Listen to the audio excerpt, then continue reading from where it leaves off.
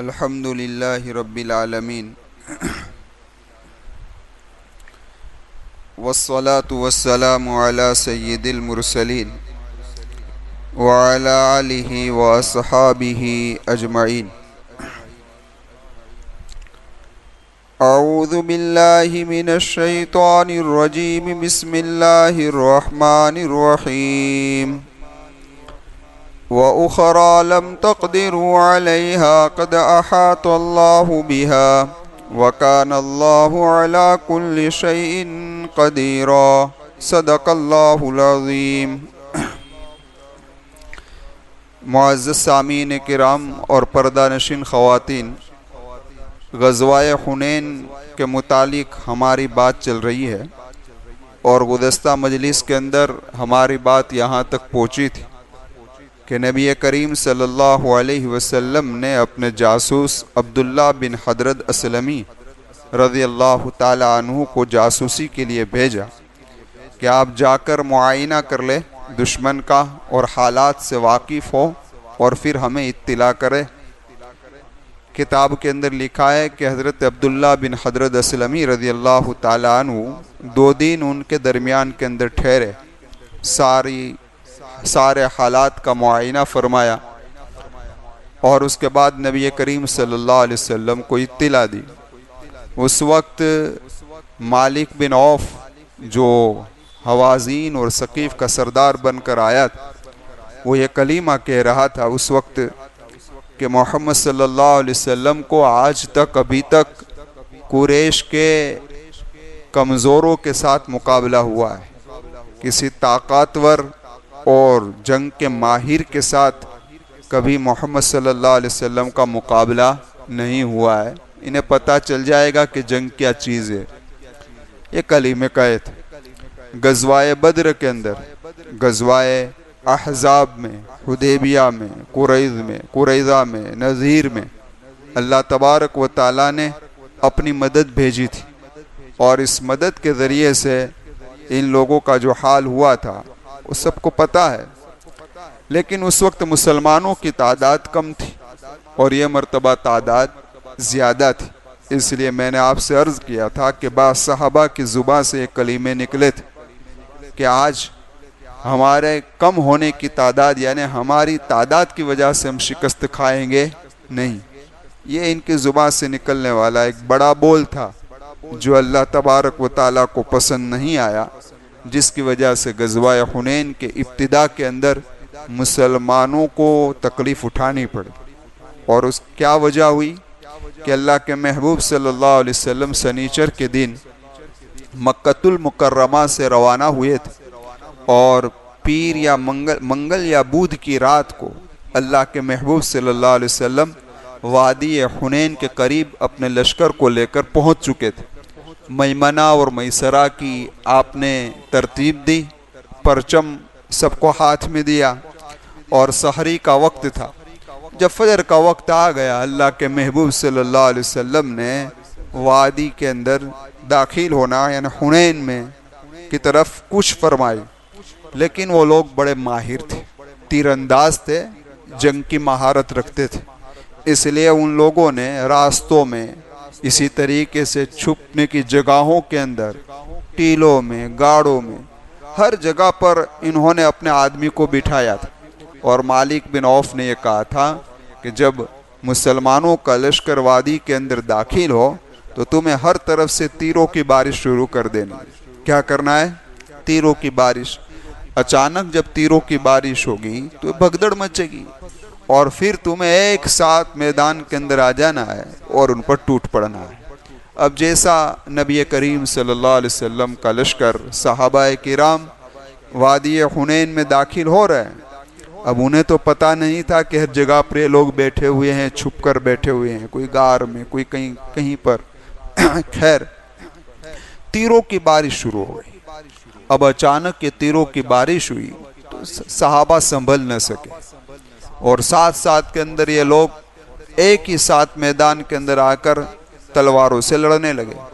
تو ابتداً اچانک حملے کی وجہ سے صحابہ کرام رضوان اللہ تعالی علیہ مجمعین کے قدم جم نہ سکے اور اکھڑ گئے جس کی وجہ سے یہ 12,000 کا لشکر منتشر ہو گیا، 12,000 کا لشکر منتشر ہو گیا۔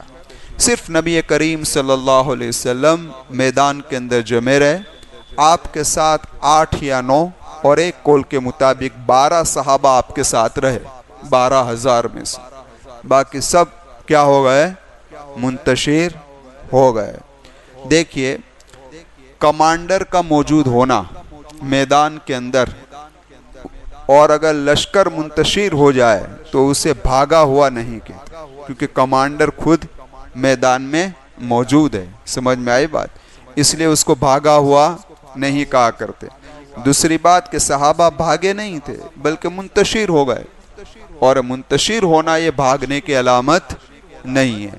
خیر، میں عرض یہ کر رہا تھا، اب یہاں پر صرف 12 صحابہ ایک قول کے مطابق، حضرت ابو سفیان جو ابھی مسلمان ہوئے تھے، انہوں نے نبی کریم صلی اللہ علیہ وسلم کے کھچر کی آپ نے کیا کہتے لگام پکڑ رکھی تھی، اور حضرت عباس رضی اللہ تعالیٰ عنہ جو آپ کے چچا ہے، انہوں نے نبی کریم صلی اللہ علیہ وسلم کے کھچر کا رکاب پکڑ رکھا تھا، اس بنا پر کہ اللہ کے محبوب صلی اللہ علیہ وسلم نے اس وقت اپنی شجاعت کا پرچم دیا اور اپنے کھچر پر ایر لگائی دشمن کے سامنے آگے بڑھنے کے لیے، تو ابو سفیان و حضرت عباس نے چاہا کہ روک لیا جائے۔ سمجھ میں آئی بات؟ اس لیے آپ نے ان کے لگام اور رکاب کو پکڑ رکھا۔ لیکن اس وقت اللہ کے محبوب صلی اللہ علیہ وسلم نے ایک کلمہ کہا، انا النبی لا کذب، میں نبی ہوں، جھوٹ نہیں ہے، یعنی کہ میں سچا نبی ہوں، اس میں کوئی شک و شبہ کی گنجائش نہیں ہے۔ اور جب نبی ہے تو نبی کے ساتھ اللہ کی مدد اور نصرت ہوتی ہے، اور اس میں یہ بات برحق ہے۔ آپ کا یہ کہنا اس بنا پر تھا کہ جو صحابہ منتشر ہو گئے تھے، تو آپ یہ کہنا چاہتے نبی برحق ہے، اور نبی برحق کے ساتھ اللہ کی مدد و نصرت ہوتی ہے۔ پھر آپ نے یہ فرمایا، وَأَنَا ابْنُ عَبْدِ الْمُطَّلِبِ، میں عبد المطلب کا بیٹا ہوں۔ یہ اس بات میں کہ وہاں مشہور تھا کہ عبد المطلب کی اولاد میں ایک فرزند آئے گا کہ جو ایک بڑا مقام رکھے گا، تو اللہ کے محبوب صلی اللہ علیہ وسلم نے فرمایا، عبد المطلب کی اولاد کے اندر جو فرزند آنے والا ہے وہ میں خود ہی ہوں، یعنی اللہ کی مدد میرے ساتھ۔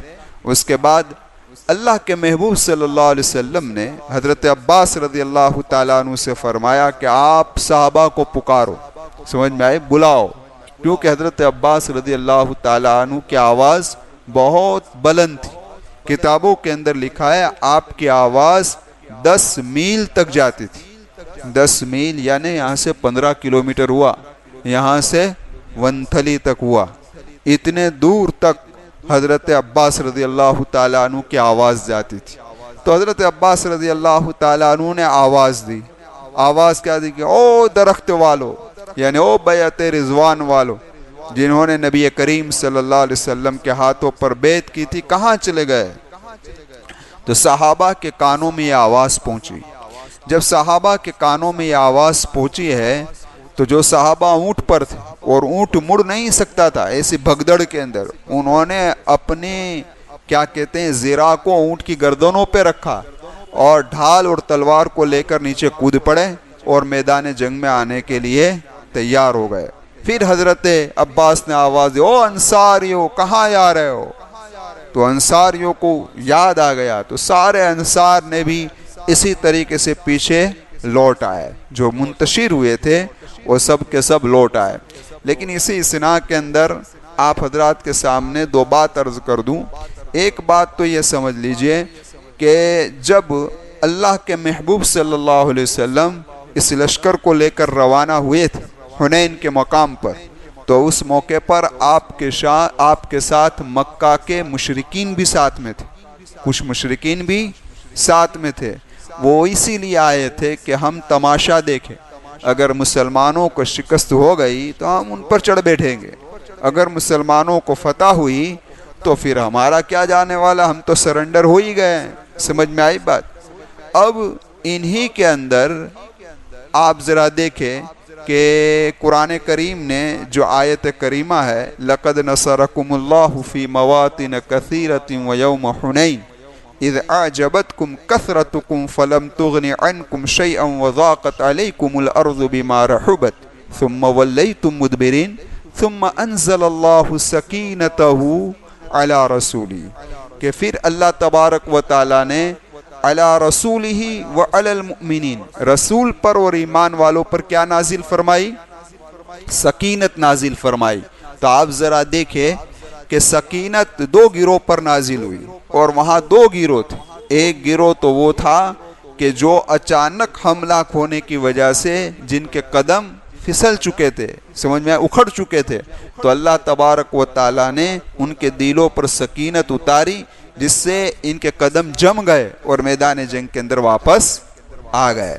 اور دوسرا ہے وہ لوگ تھے کہ جو منتشر نہیں ہوئے تھے، اور نبی کریم صلی اللہ علیہ وسلم کے ساتھ یہ 12 صحابہ جمع رہے تھے، تو اللہ تبارک و تعالیٰ نے جو ان کے دلوں پر سکینت نازل فرمائی، اس کا مطلب یہ ہے کہ ان کو فتح نظر آنے لگی۔ کیا نظر آنے لگی؟ فتح قریب نظر آنے لگی۔ اس لیے قرآن نے دو الگ الگ لفظ استعمال، علی رسولہ و علی المؤمنین، رسول کو الگ بیان کیا، ایمان والوں کا تذکرہ الگ کیا۔ پھر اللہ فرمائے ثم انزل اللہ سکینتہ علی رسولہ و علی المؤمنین وانزل جنودا لم تروها، اور ہم نے اتارا ایسے لشکر کو جس کو وہ لوگ نہیں دیکھ سکتے تھے۔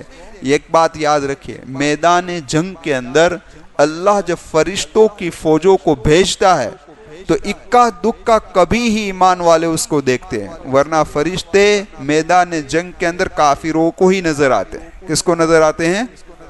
اور ان کو نظر آنے کا مطلب یہ ہے کہ اللہ تبارک و تعالیٰ ان پر رعب ڈالنا چاہتے ہیں۔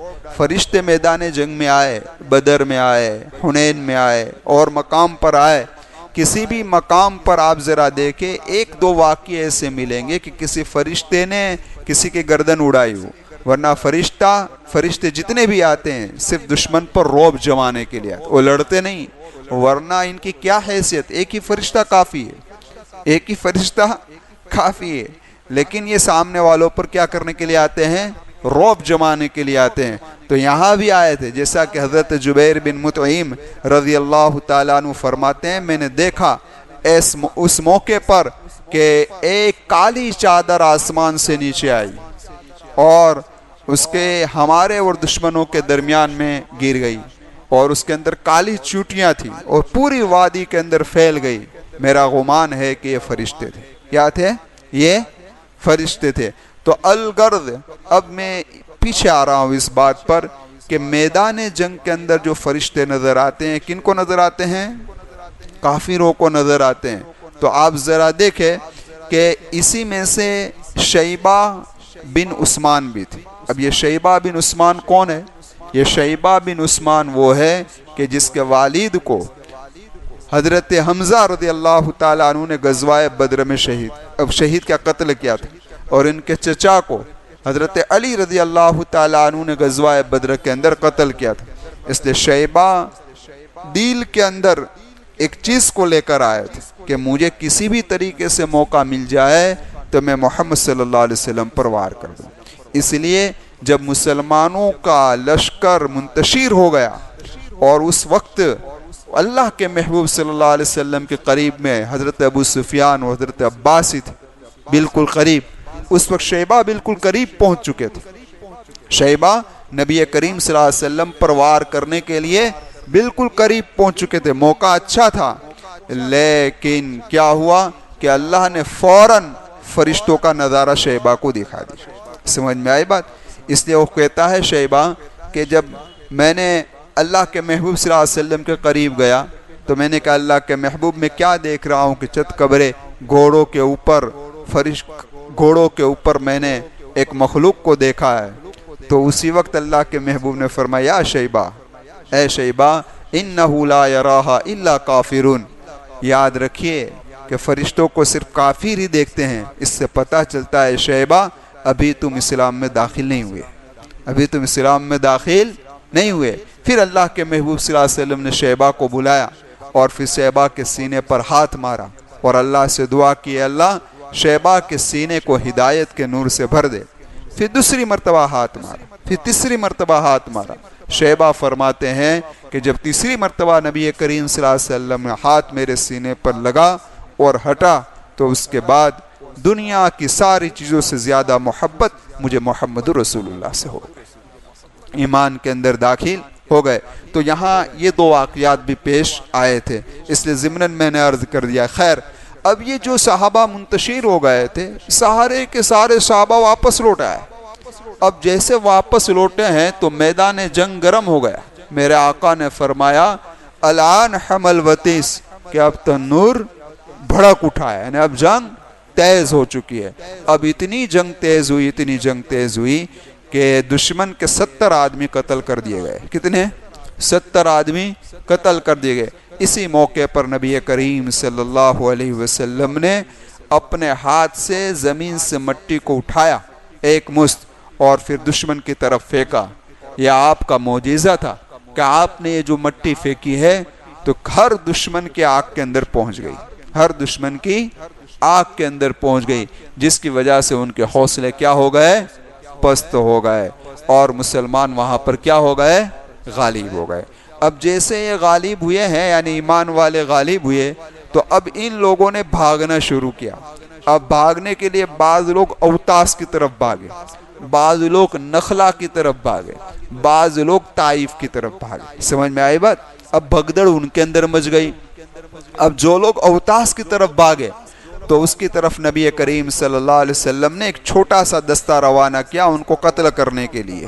اس کے امیر بنائے گئے ابو عامر اشعری رضی اللہ تعالیٰ عنہ کو، جو حضرت ابو موسیٰ اشعری رضی اللہ تعالیٰ عنہ کے چچا ہیں۔ تو ابو عامر نے وہاں جا کر جنگ لڑی، اور اسی جنگ کے اندر ان کو مغلوب کر دیا، یعنی فتح حاصل کی۔ لیکن ایک سلمہ بنت درید ہے یا درہ ہے، میرے ذہن سے نام نکل گیا، ان کا تیر ابو عامر اشعری کے قدموں میں لگا، گھٹن پہ لگا، جس کی وجہ سے آپ شہید ہو گئے۔ یا آپ کمانڈر تھے، آپ شہید ہو گئے، تو فوراً جھنڈا آپ کے بھتیجے ابو موسیٰ اشعری رضی اللہ تعالیٰ عنہ نے اٹھایا اور آپ کے قاتل کو قتل کر دیا۔ پھر یہ فتح ہوئی، اور فتح ہو کر جب واپس لوٹ رہے تھے تو ابو عامر شہادت کے بالکل قریب پہنچے، یعنی روح جب قبض ہونے والی تھی، تو اپنے بھتیجے ابو موسیٰ اشعری رضی اللہ تعالیٰ عنہ سے فرمایا کہ ابو موسیٰ، میرے بھتیجے، میرا سلام محمد رسول اللہ کو پہنچا دینا، اور کہنا کہ میری مغفرت کی دعا کر دے۔ ابو موسیٰ اشعری رضی اللہ تعالیٰ عنہ جو واپس نبی کریم صلی اللہ علیہ وسلم کی خدمت میں آئے تو آپ نے کہا کہ چچا نے آپ کو سلام کیے ہیں اور مغفرت کی دعا کی گزارش کی ہے۔ اللہ کے محبوب نے اسی وقت پانی منگوایا اور آپ نے وضو کیا۔ وضو کے بعد آپ نے ہاتھ اٹھائے اور فرمایا اے اللہ ابو عامر کی مغفرت فرما دے اور دوسروں کے مقابلے میں اس کو بلند درجہ عطا فرما دے۔ سمجھ میں آئی بات؟ تو اسی وقت ابو موسیٰ اشعری رضی اللہ تعالیٰ عنہ نے بھی فرمایا اے اللہ کے محبوب صلی اللہ علیہ وسلم میرے لیے بھی دعا کر دیجئے۔ تو اللہ کے محبوب نے فرمایا اللہ ابو موسیٰ کی بھی مغفرت فرما دے۔ سمجھ میں آئی بات؟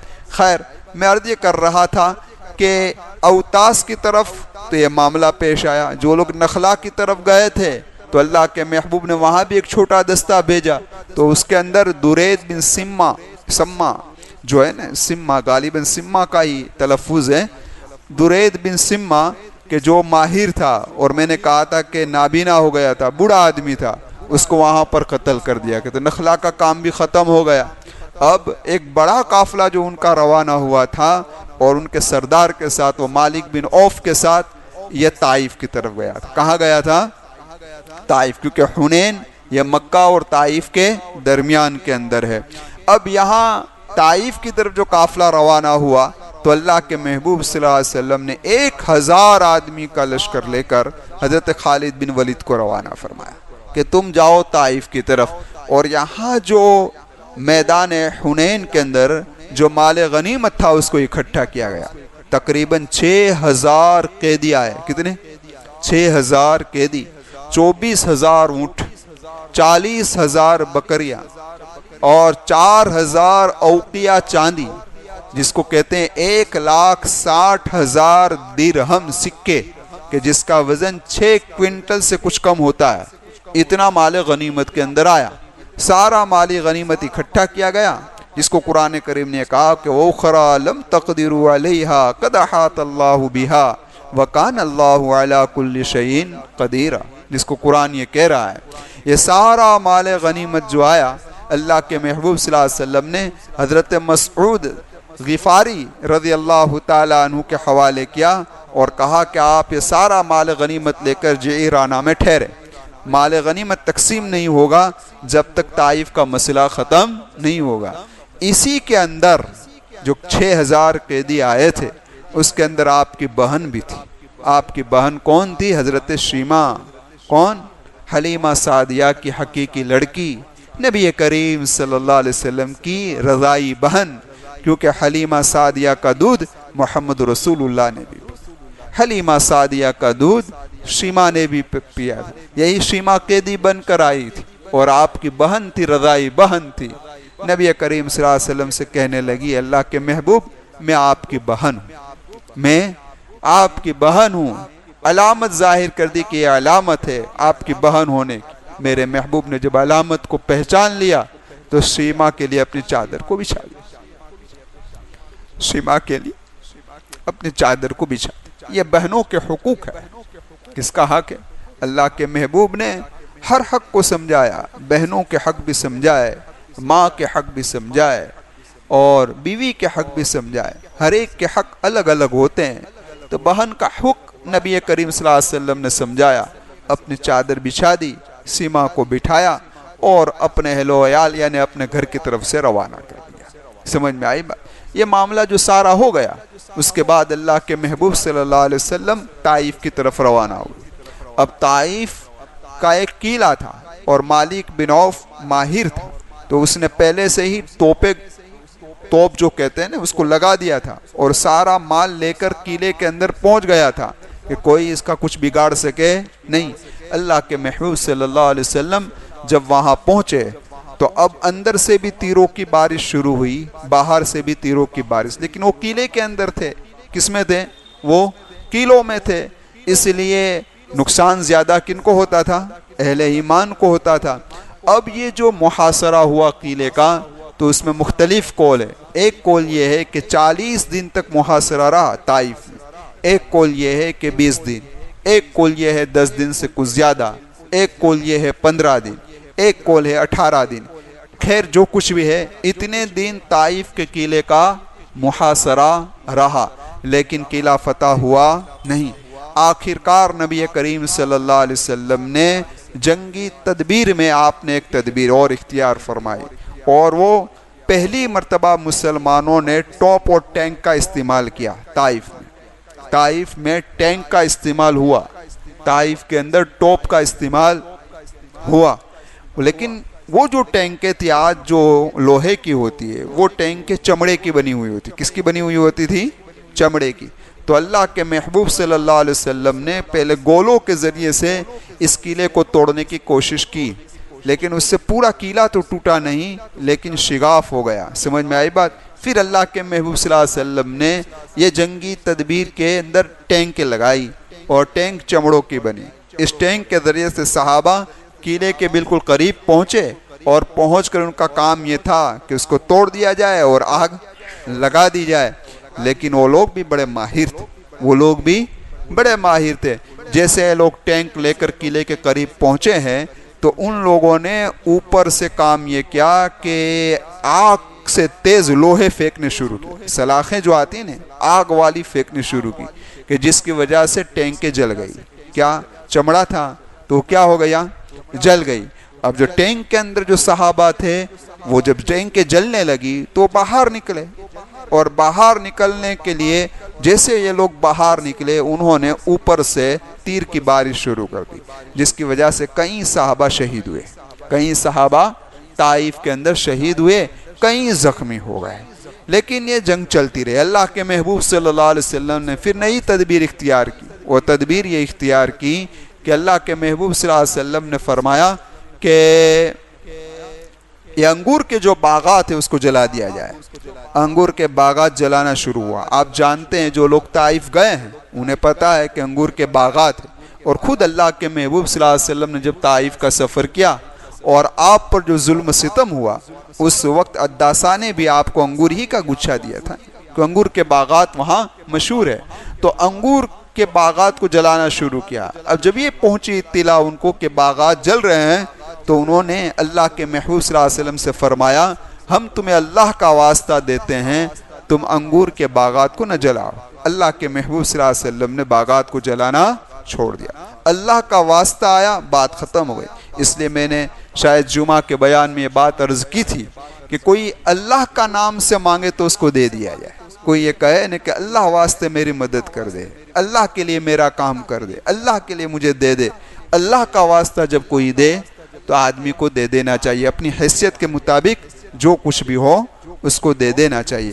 خیر میں تو درمیان میں بات عرض کر دی، تو پھر آپ نے اللہ کا واسطہ آیا تو انگور کے باغات کو جلانا بند کر دیا۔ اس وقت اللہ کے محبوب نے اور ایک تدبیر اجمائی، اور یہ تدبیر یہ تھی کہ آپ نے اعلان کیا جو لوگ غلام ہے، یعنی قلعے کے اندر جو مشرکین کے غلام تھے، فرمایا جو لوگ غلام ہے وہ اتر کر نیچے آ جائے، ہم اس کو آزاد کر دیں گے۔ تو بخاری شریف کی روایت کا خلاصہ یہ ہے کہ 23 غلام اوپر سے نیچے آ گئے۔ سمجھ میں آئی بات؟ اب ان میں سے سب سے ماہر تھے، نام تو میں رفع، شاید ان کا نام ہے نفعی ان کا نام ہے، اور ان کا لقب ہے ابو بکرہ۔ بکرہ کس کو کہتے ہیں پتہ چلا؟ بکرہ کہتے ہیں گریری کو۔ آپ نے پرانے کنویں کے اوپر جب پانی کھینچنے کے لیے دیکھتے ہوں گے آپ، گریری لگی ہوئی ہوتی ہے، تو یہ جو تھے نفع، انہوں نے کام یہ کیا کہ گریڑی کے ذریعے سے، فرکڑی کے ذریعے سے 23 غلاموں کو نیچے اتارا۔ تو اللہ کے محبوب صلی اللہ علیہ وسلم نے نفع کا لقب دیا ابو بکرہ، کیونکہ بکرہ کا معنی ہوتا ہے گریری۔ خیر تو یہ 23 غلام اتر کر نیچے آ گئے۔ اب اس وقت پر اللہ کے محبوب صلی اللہ علیہ وسلم نے خواب دیکھا۔ وہ خواب یہ دیکھا کہ آپ کے ہاتھ کے اندر دودھ کا پیالہ ہے، اور ایک مرغ آتا ہے چونچ لگاتا ہے، جس کی وجہ سے پیالہ گر جاتا ہے۔ تو اللہ کے محبوب صلی اللہ علیہ وسلم نے حضرت ابوبکر صدیق رضی اللہ تعالیٰ عنہ سے فرمایا، اے ابوبکر میں نے یہ خواب دیکھا ہے۔ تو حضرت ابوبکر نے فرمایا کہ یہ قلعہ ابھی فتح نہیں ہوگا، یہ قلعہ ابھی فتح نہیں ہوگا۔ تو آپ نے اس وقت نوفل بن معاویہ رضی اللہ تعالیٰ عنہ سے فرمایا، نوفل کیا کرنا چاہیے؟ تو حضرت نوفل نے فرمایا، اے اللہ کے محبوب لومڑی بھٹ میں آ گئی ہے۔ بھٹ کا مطلب ہوتا ہے غار میں آ گئی ہے، اگر کچھ ٹھہرو گے اور رکو گے تو یہ پکڑی جائے گی، یعنی مالک بن عوف اور پورا قلعہ کیا ہو جائے گا؟ آزاد ہو جائے گا، اور اگر چلے جاؤ گے تو کوئی نقصان ہوگا نہیں۔ تو اللہ کے محبوب نے حضرت عمر رضی اللہ تعالیٰ عنہ سے فرمایا، اعلان کر دو کہ ہم یہاں سے چلے جا رہے ہیں۔ جب یہ اعلان ہوا تو صحابہ نے فرمایا، اے اللہ کے محبوب صلی اللہ علیہ وسلم ہم اس قلعے کو فتح کر کے جائیں گے۔ تو ایک دن اور ٹھہرنا ہوا لیکن کامیابی ملی نہیں۔ تو پھر اللہ کے محبوب مسکرائے اور اس وقت کہا کہ چلو بھائی ہم اب چلتے ہیں، یہ قلعہ فتح ہونے والا ابھی نہیں ہے۔ تو غالباً حضرت عمر ہی نے کہا رضی اللہ تعالیٰ عنہ نے کہ اللہ کے محبوب صلی اللہ علیہ وسلم یہ حوازین اور یہ ثقیف کے لیے بد دعا کر دیجئے، لیکن آپ تو رحمت للعالمین تھے، آپ نے بد دعا نہیں کی، بلکہ اللہ کے محبوب صلی اللہ علیہ وسلم نے دعا کی، اے اللہ ثقیف کو ہدایت عطا فرما۔ بس یہ دعا کر کر آپ وہاں سے روانہ ہو گئے اور جعرانہ کی طرف چلے گئے۔ اب کیا ہوا؟ یہ قلعہ خود بخود فتح ہو گیا۔ کیسے فتح ہو گیا؟ کہ یہ لوگ اسلام کے اندر داخل ہو گئے۔ خود ان کا سردار مالک بن عوف نبی کریم صلی اللہ علیہ وسلم کی خدمت میں حاضر ہوا اور اس نے کلمہ پڑھ لیا، اشہد ان لا الہ الا اللہ واشہد ان محمدن عبدہ ورسولہ۔